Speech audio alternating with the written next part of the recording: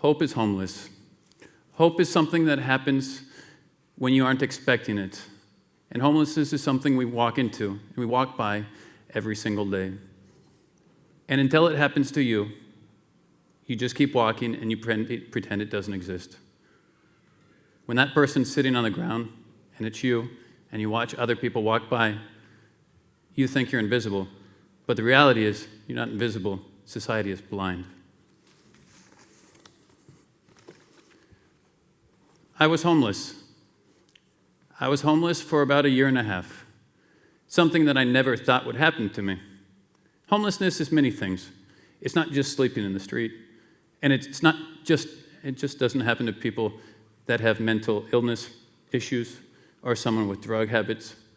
I was making 3,000 euros a month, but I was not able to pay for debt. 6 months before that, I was basically, we had just raised 300,000 euros for a startup called TEDxGracia. I was really excited to get things going, and my first son was born too.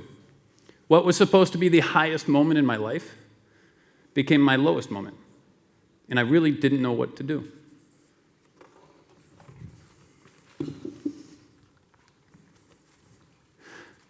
Hope is what's left when you lose your mind without losing track of time. One of the closest indicators of understanding if a homeless person is ready to come back into society is whether or not they can conceive what time is. For example, if they have to do a presentation for 5 minutes, normally it will happen 20, 15 minutes, maybe even 30 seconds. But when you keep track of time, it means you understand what's going on. I made a personal decision to become homeless. The economic situation did not allow me to have a healthy family lifestyle. And I thought the best thing that I could do would be to leave.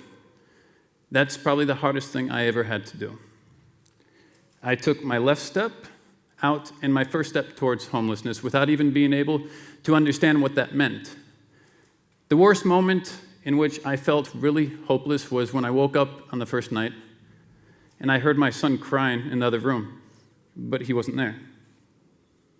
And I wasn't there for him. That was probably the hardest moment for me. So during a year, I was making 3,000 euros, pretending like my life was perfect. I had to be with my clients and pretend like everything was perfect, and that was probably the most difficult time.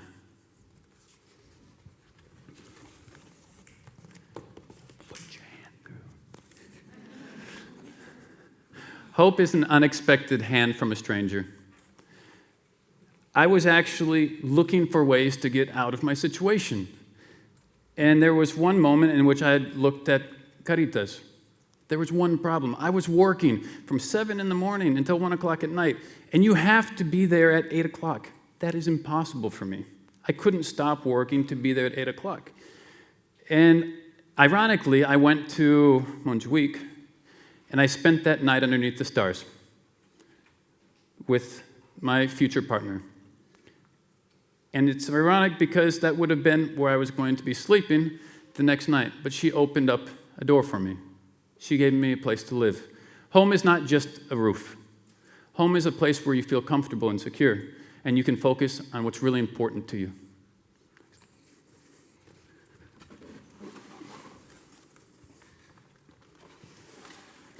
Once you help yourself, you can help others. I was not able to help anyone else, but I was able to focus on a model to help someone else. I'm the first homeless entrepreneur. I'm the first success story in that sense because I was figuring out, how do I get out of this situation? I had 35,000 contacts online. I had my entrepreneurial spirit and my desire to change my situation.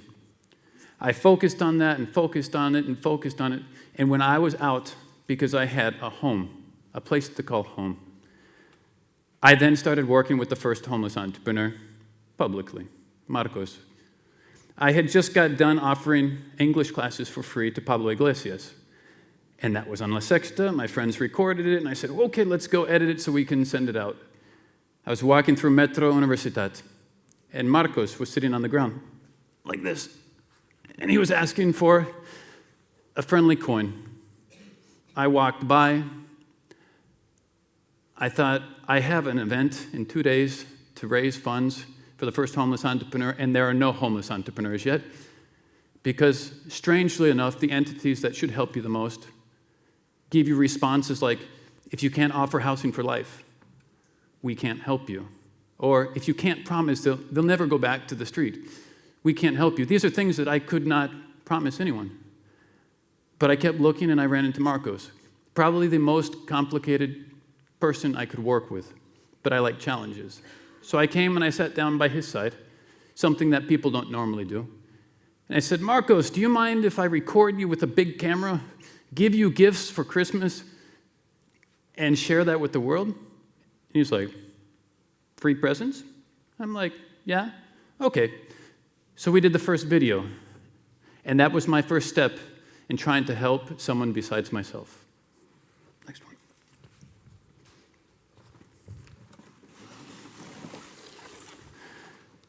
Hope is failing and succeeding while always proceeding. Everyone talks about success. Kind of makes me laugh. If you want a success story that everyone smiles about and can read in the newspaper, Paco's an example. He was homeless for 3 years, and he was unemployed for 3 years. I was in Haiti working with the IDP, the Inter-American Development Bank, and I received a message on LinkedIn saying, we're looking for a programmer. I said, I have the person for you. His name's Paco. I sent a message to Paco. I said, Paco, you have an interview. He went running to the interview. He got the job, not me. We got the interview, but he got the job. Thanks to that, he's now making 1,300 euros a month. And he donates 10% of what he makes to the association so we can help with his rap CD, which is his talent, because we believe talent can change your life. And he's also going to be a father in 7 months. That's an example of a success story.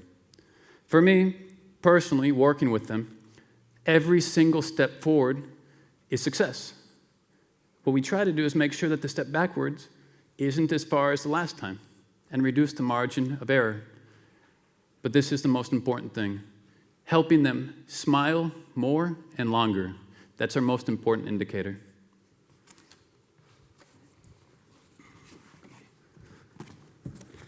Help is growing. Unfortunately, at 35 years, I can't grow anymore. My 4-year-old son can, and also so can our association. What we're doing now is we're helping 12 people in Barcelona, Tarragona, Reus, Madrid, Santiago, and even Islamabad in Pakistan. But we want to do it the right way. It's not about being in the press. Being in the press is really easy. You just have to give people a story they want to hear. The journalists don't even check to know if it's true. It's easy, but that's not our goal. When we enter a city, we start with 1 or 2 people, and we make sure that they get what they need. They have 1 coordinator and 9 managers. Do you know how many people it actually takes to help 1 person get off the street in 6 to 12 months? 30.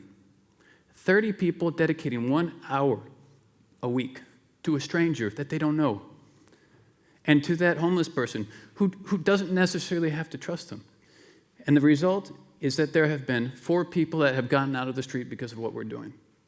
Some people have the opportunity thanks to government paychecks, but the majority is employment. Homeless entrepreneur is a homeless person who wants to tell their story, which creates transparency and credibility, which brings people together, and work hard to get off the street. The majority, like outside in normal society, will be employees. But the entrepreneurial spirit and mindset allows them to be motivated and smile, which gets people involved. And that's the main difference. It's not about just putting a roof over their head. It's not. What it's about is giving them an opportunity to be active citizens, turning liabilities into assets, turning donations into deposits. When you put a donation in, you're never going to see anything back. But if you make it a deposit, and they return even 25%, you're creating 25% more wealth, so you can help more people.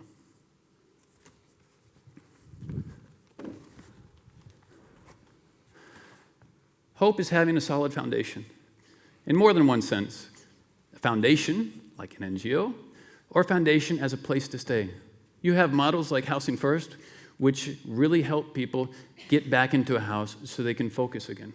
But we believe that homeless entrepreneur is essential to make sure that housing first really takes place.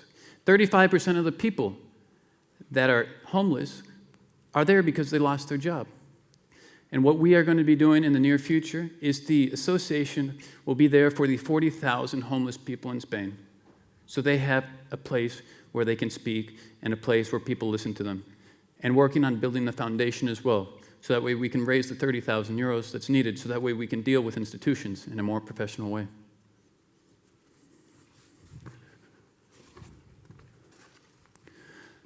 Hope is working. If they're not willing to sweat, we won't sweat either. Working is what gives them the opportunity to be active citizens.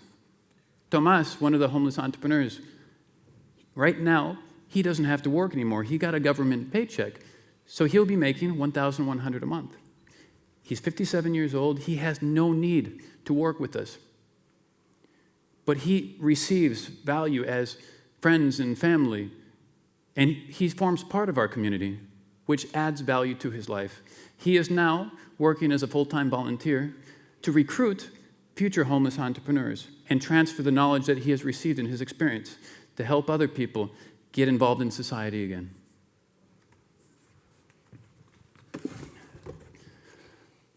Hope is Tomas.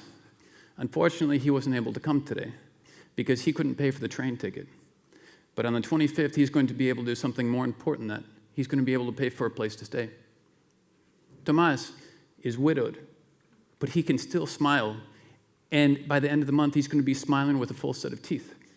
Thanks to a place called Dental Residency, instead of having to pay 3,000 euros for a budget for his teeth, because he was missing a lot of them, we brought it down to 1,310 and 605. Now, he's going to be able to smile, and he's going to be able to show people how he really feels.